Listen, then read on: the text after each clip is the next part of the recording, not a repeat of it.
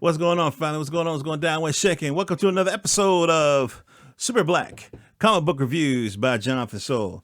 Now, y'all really got to get some of these stamps, man. Gwen Ifill used to listen to her back in the day. It's terrific. All right. Okay. I'm talking about DayBlack, the vampire. Dun, dun, dun, dun. DayBlack, the vampire. Now, a couple of years ago, I had a brother on my show by the name of Keef Cross. Chris Cross, that's hilarious. Keef Cross. He's a tattoo artist and a fine artist, and he came up with this wonderful concept. When I talked to him, he said that the character Merce in the comic book, the main character, is based on Mos Def. I forget what Mos Def calls himself nowadays, but Mos Def. So, what is it about? It's about a vampire in Georgia who became a tattoo artist.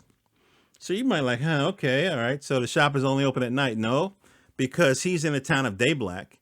He used to be a factory there. They'll poof a lot of smoke up into the atmosphere, and it kind of caused everything to be overcast. So he can walk out during the day because most of the sunlight is kind of blocked.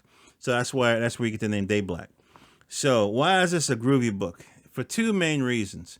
One, the art is gorgeous. Okay, so if I just kind of flip through the book, you know what I mean? You're going to see some really epic, dreamy, iconographic type artwork. Just really epic type stuff. That's number one. Number two, this is the most interesting take on a vampire since True Blood, in my opinion. Since True Blood. So what's the gist of it? So, the brother Merce is very old. Okay, he's very old. And he was converted to vampirism a couple hundred years ago.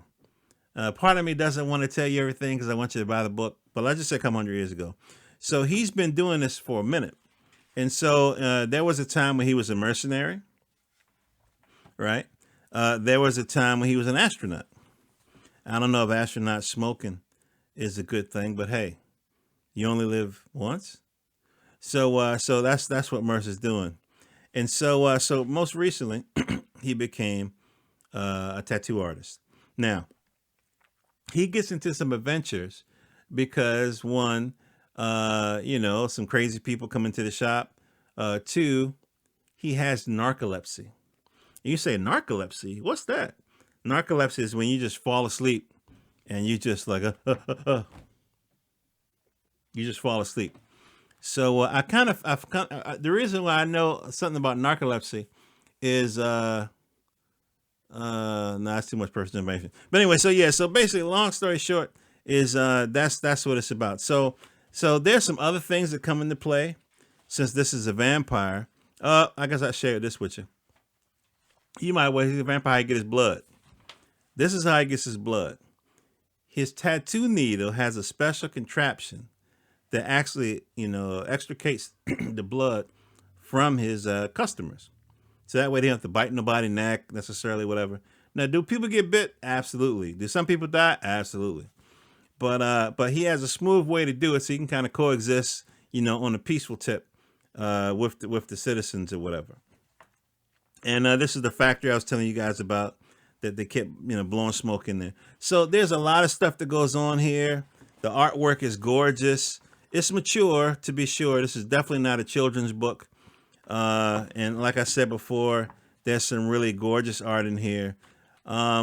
It's the most unique take on a vampire that I've ever seen. It's just a very, very interesting book. There's this storyline. So, by the way, this is about 100 pages. And there's 7 issues in here. So I guess you call this a trade or something. But there's 7 issues here. And so I was buying them one at a time, the digital first and then the print. And then finally, he put it all. So this is 7 issues. I think there are 10 so far. And so there's another issue that I have that I don't have up here at the moment. But there's another issue. The writing is minimalist and is full of very sophisticated, cutesy kind of humor. And when I say cutesy, I mean there's some puns, there's some some cultural ideas. There's this one storyline. I don't want to tell you everything, but let's just say there was a sharpshooter that was shooting brothers in the ass. And you say, why shooting brothers in the ass? Well, the sharpshooter was also a famous belt maker.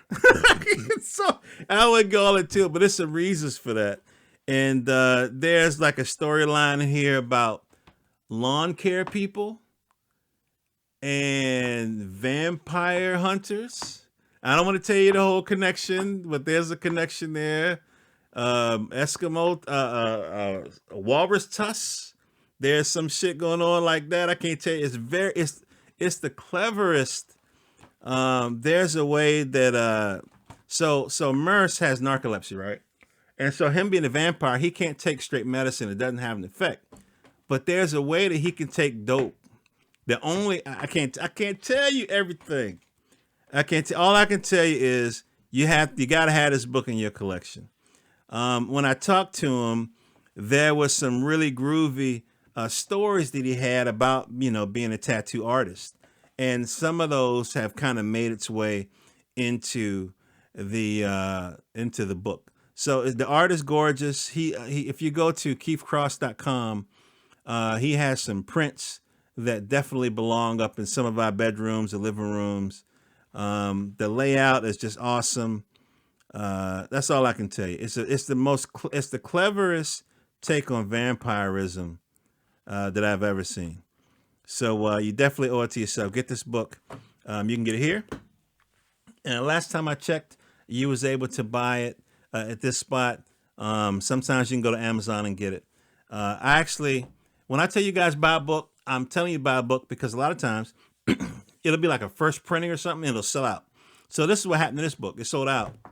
I bought a copy, reviewed it. I sent it to a friend. I'll buy another one, later on. Couldn't find it. People were selling it for like $100 or something, like the original. I ended up buying this used from like a library or something. So you definitely gotta get this book. If you go to Chris's website, you can find it. All right, love you guys. All your dreams come true. This is John the Soul, johnthesoul.com. I interview creators and writers in this beautiful comic book medium from the African American, Afro Canadian, Caribbean, Afro Martian, Asiatic situation. All right, love you guys. Peace.